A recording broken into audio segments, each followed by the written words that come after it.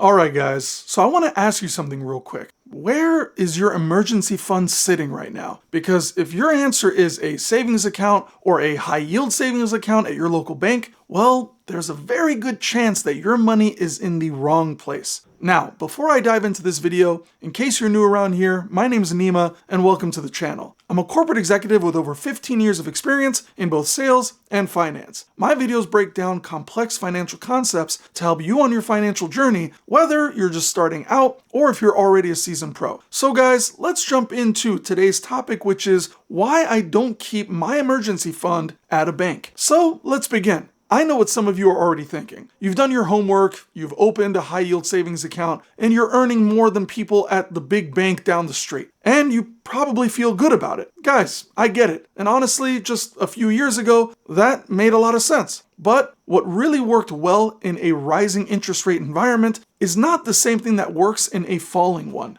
And that's exactly the conversation that we need to be having right now. By the end of this video, guys, you're going to understand exactly where I keep my emergency money, why I do it, and how you can set up the same structure for yourself. Alright, so let's talk about why the high yield savings account situation has changed, because this is where most people are getting quietly let down without even realizing it. Guys, for the past couple of years, those accounts looked amazing. And quite frankly, they were, because the Federal Reserve was raising interest rates aggressively and banks were passing some of that along to you. Everyone felt like a genius, right? But here's what people miss. The rates on those accounts are variable. They go up fast and they come down fast. And as the Fed starts cutting those rates, those savings account yields are coming down right along with it. Silently, automatically, and often without you even paying enough close attention to even notice. Now, here's the real question, and this is the one that matters the most. What happens to your emergency fund when the rate drops, but the cost of everything around you stays high or keeps going up? Well, that's because that's exactly where we are right now. Your interest is shrinking while inflation is still eating away at your purchasing power, and the gap between what you're earning and what things actually cost is quietly getting wider. Most people sitting in a savings account right now are technically losing ground in real terms. They just can't see it as clearly as they could if the number on the screen was going down along with it. And unfortunately, that's the sneaky part. It feels safe because the balance doesn't drop, but the value of that money absolutely does. So, with all of that being said, here's the idea that changed how I think about emergency money. And once this clicks for you, it's going to change how you think about it too. Guys, an emergency fund is not a checking account. It's not spending money, it's not insurance, it's money you want stable, available, and quietly working for you in the background for years at a time without you even touching it. And when you start thinking about it that way, you start to realize the container that you keep it in matters a lot. Most people in their 30s, 40s, and even 50s are not touching their emergency fund for years. Sometimes 5 or 10 years goes by without even a single withdrawal. So the real risk isn't that you need it today. The real risk is yield decay over time, meaning your money slowly loses its purchasing power because it's sitting in a container that isn't keeping up. And that's where a brokerage settlement account with a money market fund comes in. A brokerage account is just a container, same concept as a bank account, except inside that container, you have access to money market funds, which are designed to be highly liquid, very stable, and historically pay a better rate than a traditional savings account over a full interest rate cycle. And this is not about chasing high returns or taking risk. This is about placing your cash intelligently so it doesn't quietly fall behind while it's waiting to be needed.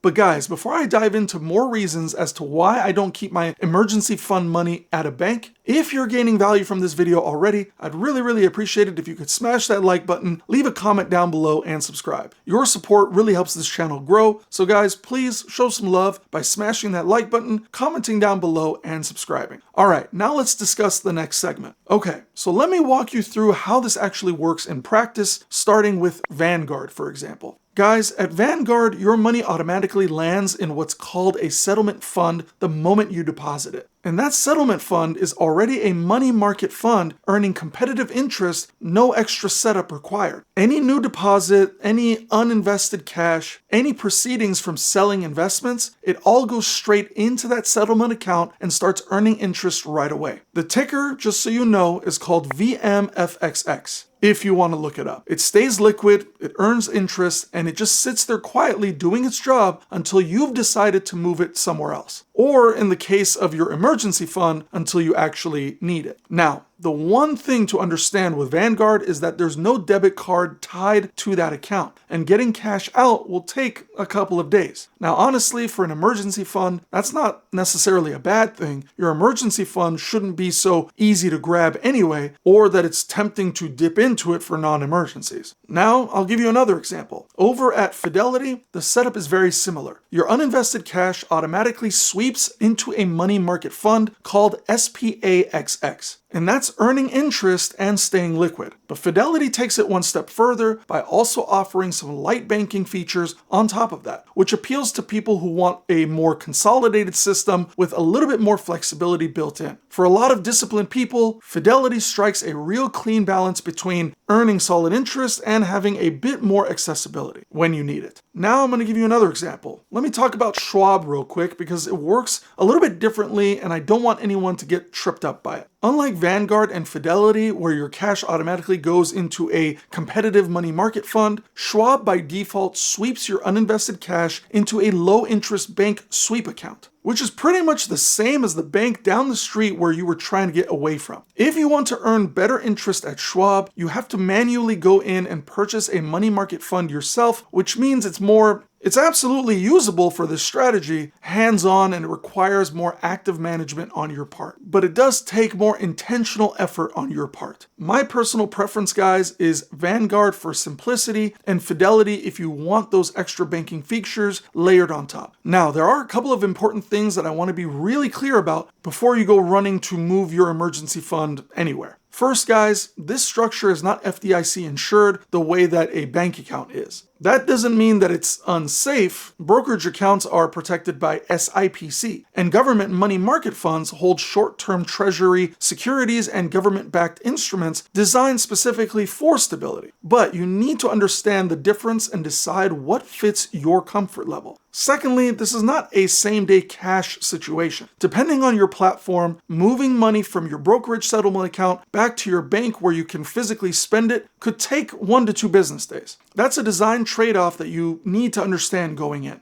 Alright, now, let me talk about where even financially responsible people tend to get this wrong because there are a couple of traps worth calling out. The first one is mixing your emergency fund with your regular spending money. Once those two things share a space, emergencies start turning into lifestyle purchases. You'll tell yourself that it's an emergency and you'll pull from it, and then suddenly the cushion that you spent years building is gone for those reasons that weren't actually emergencies. So my suggestion, keep those two buckets completely separate. And the second mistake is chasing the highest possible interest rate with your emergency money, because that's not actually what an emergency fund is used for. The number one priority of your emergency fund is availability. The interest is a bonus, not the point. Now, if you start prioritizing yield over liquidity, you might end up in a situation where you can't get to your money when you actually need it, which completely defeats the purpose. And the third mistake, and this is honestly a big one, is keeping so much cash at your local bank that you're not actually doing anything productive with that money that could be quietly earning more while it waits somewhere else. Now, I'm not saying close your bank account or stop keeping money over there. Overall, you should keep a reasonable amount at a bank for daily spending and true immediate access. But the bulk of your emergency fund, that money should be sitting untouched for years to come, and it deserves a smarter home. So guys, let's bring all of this together. The bottom line is this.